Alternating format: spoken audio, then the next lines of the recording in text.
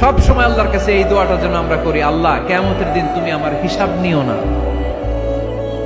আল্লাহ তুমি আমার বিচার বসিও না, আল্লাহ তুমি দয়া করে আমারে মাফ করে দিও। আল্লাহ যার বিচার করবেন ও জাহান্নামে যাবে, আর যার বিচার করবেন না সে জান্নাতে যাবে।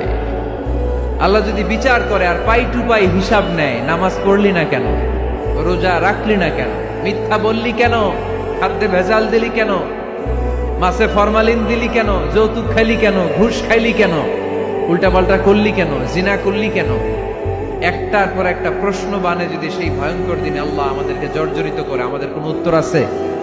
সেদিন আমাদের বাঁচার কোনো উপায় আছে?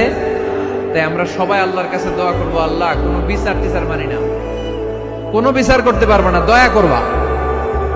কথা কয় না? কি করবে?